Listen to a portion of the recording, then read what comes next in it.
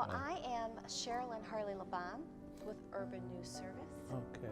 Well, it's a pleasure to meet you. Thank you. And I'm Tom Moorehead. Yes, Mr. Moorehead, who is the president and owner of Sterling Premier Group.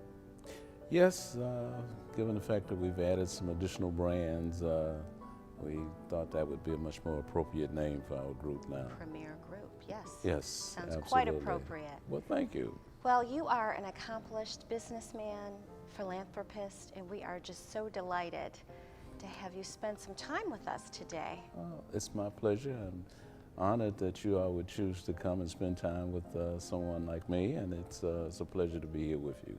Well, we just have, we have a couple questions. Okay. And I know our listeners want to hear all about your life and your career. So you started your career at the Mobile Corporation, and then you moved on to Chrysler. Is this when your interest in the automobile business started? Well, not necessarily. It started really in high school, and I kind of looked around. I grew up in a town called Monroe, Louisiana, and always wanted to be in business. So I looked around at a couple of business persons who was in our community, and one was a dentist and the other one was a pharmacist. So for me, I just thought that was the greatest thing because everybody in my community were educators. Wonderful. And my dad and my mom and everybody kept saying, son, we don't have any money. You'll never make it in the business world. Okay, so go to Grambling, get a teaching certificate, and come back and teach school. And I was bound and determined to be a business person. So I got a job with Mobile Oil Corporation off the campus after graduation. Ended up in Detroit, loved it.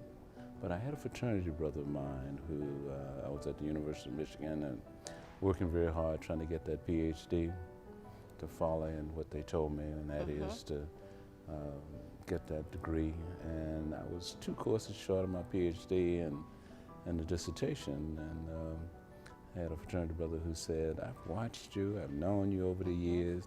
Let me teach you the car business. And I said, oh no, that'll never work for me. I said, Why?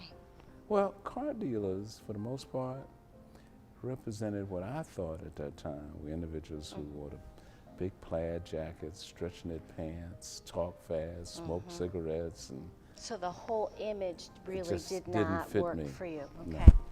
So that being the case, he said to me, well, I understand. He said, but I'd like for you to go over to Detroit. We were in Ann Arbor, Michigan. And he said, I want you to visit a couple of dealerships.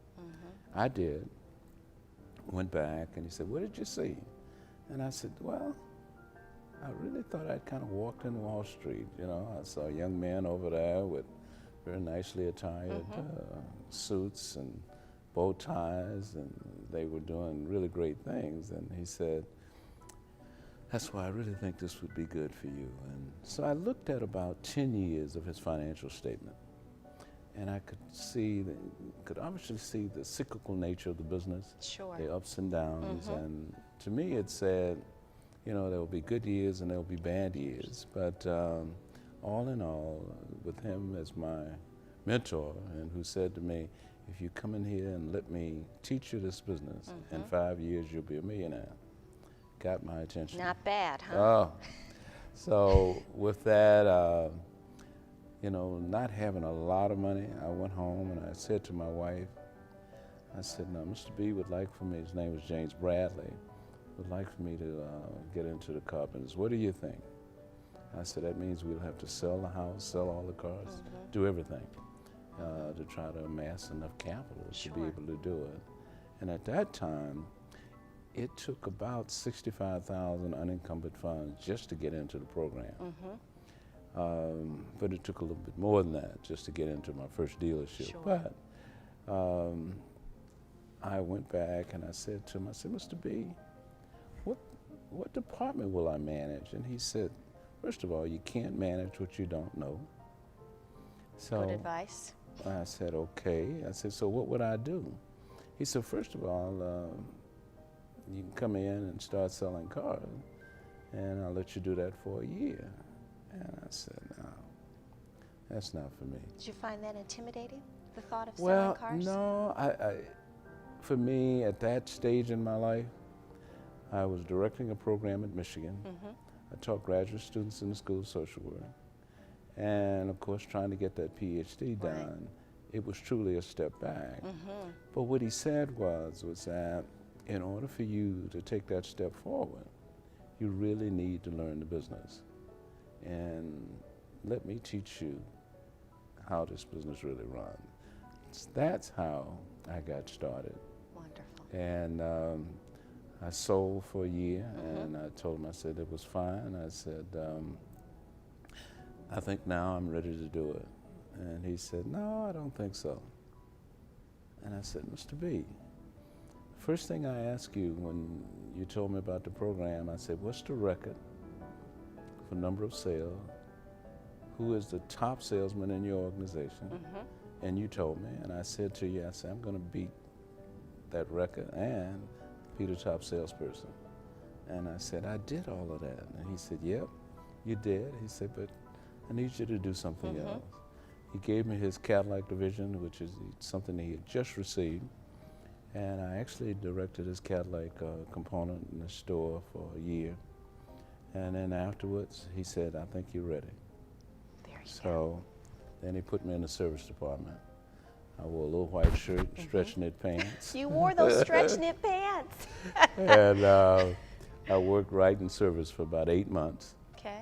And then I finished that and went over and worked in the parts department. And first thing that happened, the lady gave me a rag and told me to dust the shelves and stock the parts in. But in doing all of those kinds of things, it gave me an opportunity to learn at each level.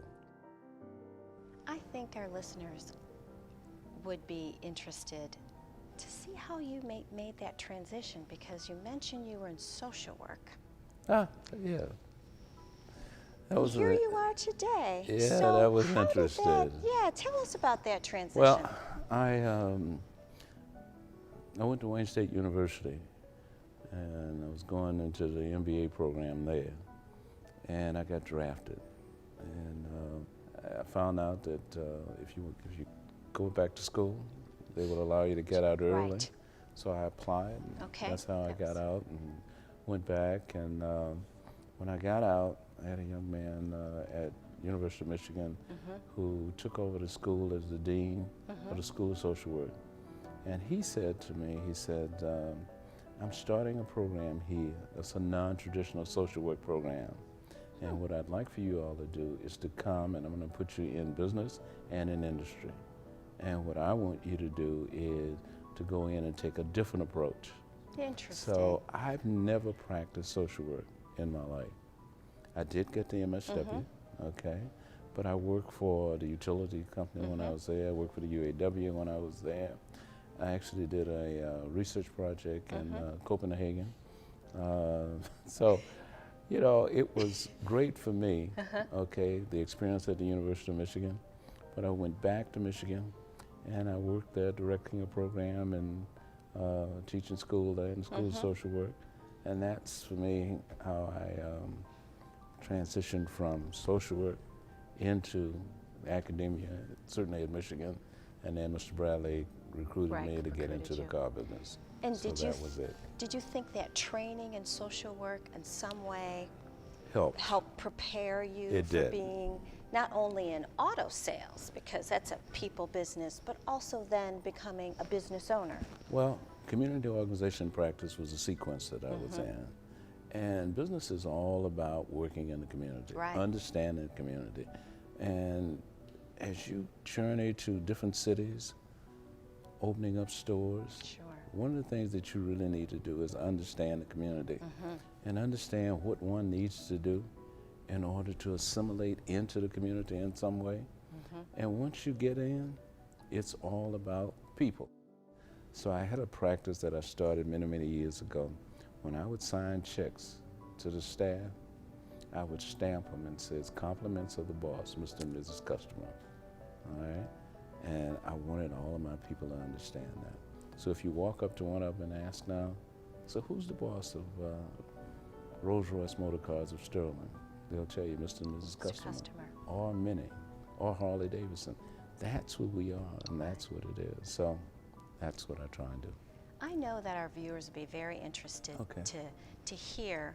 You started out in the automobile, and then you've diversified your various forms of business. Oh, So I've just heard you say you have a Harley Davidson yes. dealership, and you've also expanded into the hotel business. Tell us Yes. about that. Well, Harley for me was a franchise I always wanted. I don't ride, but I You like the don't? brand. Okay. And when I look at that brand being the #1 motorcycle Absolutely. company in the world, okay, I was only concerned with quality brand because for me, it's not about trying to feed an ego of buying different franchises as much as it was getting quality franchises. So when I looked at that, to me it just said Harley Davidson was a great brand. The Mini Cooper was another great brand. BMW being obviously a great brand. And the hotel business, of course, was obviously great. And Rolls-Royce Motor Cars being the premier motor car company in the world. Those were the ones that I truly wanted. But I didn't want to put all my eggs in one basket. And I had a next door neighbor who used to be the president of Marriott. And I would see him from time to time and either getting the mail out of the box or coming and going. And he said to me one time, he said, you know, you and Joyce can make money in something other than the car business. And I said, well, Bob, all I think I know is the car business. Okay, I said, so I don't really have the time or energy to want to look at the hospitality industry because I knew that it was going to take me away from what I was doing. Sure. But Bob was persistent, and I said, having a wife who's an attorney, I said, well, let's do this. I'm going to get Joyce to do a little research and have her go to some of the seminars, and she did. And she came back, and Joyce said, sweetheart, I think it's something we need to look at. I talked to Bob. Bob was so excited. Bob said, Tom, Bob is, McCarthy that is right. You need to get into this. If I can help in any way, I will do it. So he assigned a young man by the name of Tom Baltimore to us, worked with Joyce, and really helped. Kind of walk you through the hospitality business. Yes, indeed. And that was really helpful for us. And then we ended up partnering with a young man on a much smaller scale by the name of Ken Fearon of Integrated Capital out of Los Angeles. And Ken and I actually ended up getting our first hotel, which was the Residency Inn at National Harbor. 162 rooms. It was an outstanding property, and we did very well with that. Good. And we had that for about 4 years, a little over 4 years. Sold it to Bob. Bob's happy, and we're extremely happy. Good. But we took the dollars out of that and reinvested them, and we kept doing that. And today we have about 43 hotels that we're invested in. All around the country? All around the country. We are back with Mr. Thomas Moorehead here in the Sterling Rolls-Royce dealership out in Sterling, Virginia. Let's talk about your foundation, because I know that your foundation was very instrumental in helping some students at HBCU schools who a couple years ago, with the cutback in HBCU funding, you helped several students bridge that gap. Absolutely. Tell us. We call it our GAP program. And many times what you will see is young people get scholarships in their freshman year. Everybody's giving them something, okay, which I'm happy to see. But what we saw was a need between the junior year and senior year. And what was happening was, like, you'd get kids who would come and they would say, I'm going to have to drop out. Oh, I'm going to have to take a job.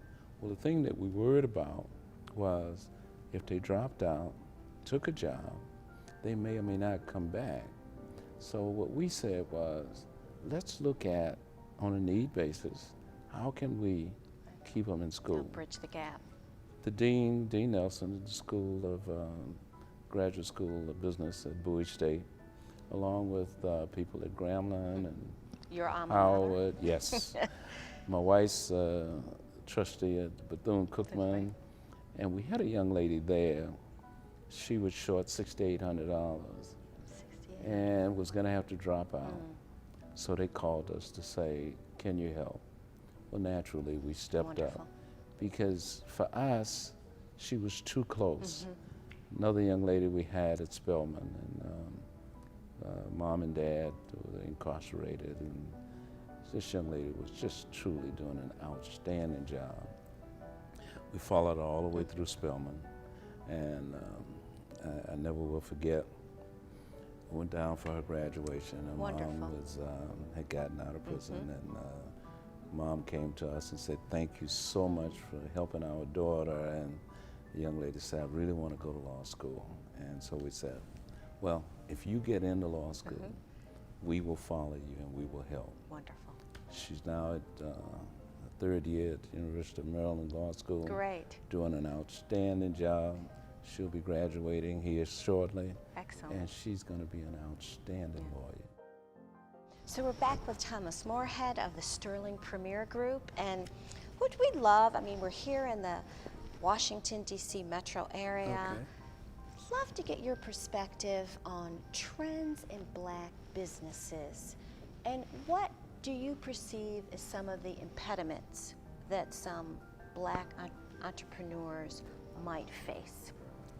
The number one is capital, or access to capital. I guess I should say that. If you level the playing field, and this is something that I say all the time, if you level the playing field, we can perform, okay? But not having access to capital to be able to get your foot in the door, today, we're not a priority. Why is that? Tell us more. Well, if you look at Martin Luther King era and some of the other great civil rights leaders, some of the presidents that we had who understood diversity, understood the need and empowering us and people, understood what it takes for the middle class to truly make it, and that this country was built a lot on small businesses. Sure. Okay. And still is. And still is. You know, when you look at an operation like this, or any of our automotive operation, you know, we get a car in on trade. Sure. We're selling a car. Now we have to pay off the trade, okay, in order to get a free and clear title. And when you think about paying off a trade for a product like this, Sure. you know, I'm selling cars that are $300,000 to $500,000. There are times when I'm writing checks for $1.5 million, $2 million, and I'm doing that on a daily basis. If you take that to the domestic side, it's the same thing. So not having access to capital and not having a strong, you know, financial portfolio, you know, you can't write those checks, and many of our guys just literally ran out of cash. So not having money is a major problem for us, and even having it, not understanding the true nuances. Businesses are run based on guidelines for profitability. Percent guidelines for profitability, plus or minus. You cannot be too wrong one way or the other. If you try to run it too tight, the business won't run. If you try to overspend and allow it to get outside of the lines of those percent guidelines for profitability, you will also go out of business. Sure. So it's a happy medium that you truly have to look. I tell my people all the time, this is not a social service agency, okay? We can't be the most expensive. We can't be the cheapest. But what we can have is the best service component in the world. So I truly believe that if you service the boss and service them well, they will help keep you in business, because that, in essence, is what it's all about. The other thing is, when the GNP is below 3%, the auto industry doesn't do well, okay? When it goes above, it does well. We are in the best of times now in the auto industry when you look at the fact that gas prices are down, okay? The economy is at an all-time low. Unemployment is at an all-time low. The president has done an outstanding job. People are working now. If you look at the sheer economics of what's happening in our marketplace here, this is the best of times to be in business. So it would seem to me that if you allow them to level the playing field a little bit, and allow us to get in and give us access to capital, then we will do well. We don't have programs anymore like we used to have. General Motors still has a program with Motors Holding. That is an outstanding program. I started with General Motors. I'm here today as a result of it. So I always want to look back and say they've done an outstanding job. General Motors is coming back. They're doing a much better job. For many of the highline components, if they give you a letter of intent, you should be able to take that letter of intent and go to a financial institution and get money. Okay. And if the person, I will just preface it by saying, when you go to a bank, I've always said there are two kinds of bankers. The banker who's there to help you, and the banker who's there to maintain the status quo. Right. So I hope most of us will have an opportunity to find bankers that's willing to help us, as opposed to those who maintain the status quo. I served on the Federal Reserve Board for the 10th District out of Kansas City for 2.5 terms. And one of the things that I learned from that experience was a little bit more about money and banking. And it was all about trying to make sure that it is truly nothing more than a business for them. And for us, we have to run it like a business. Right. We cannot run it any other way. And I would just say to all the young people out there who want to get in business, okay, learn your craft, learn it well, learn all the nuances about your business. Spend the time, as my grandfather would always say to me, when everybody else is asleep, I want you to still be up working, because you need to get an edge. Right. It's all about getting that edge, but it's got to be a part of your DNA. Good. You have got to be the best at what you do. Thank you so much, Mr. Moorehead. It's been our pleasure. Oh, thank you. We are so grateful that you could spend some time with us this afternoon. Well, thank you And again for coming, and hopefully if I can put you into that BMW or that Mini Cooper or the Rolls Royce. Thank you. Maybe your husband on that Harley or you on that Harley. Thank you. You know, just give us a call and we'll take good care of you. I'm sure our listeners will be very interested. All Thanks right. so much, Thomas Moorehead, philanthropist, business owner, entrepreneur. Thank you.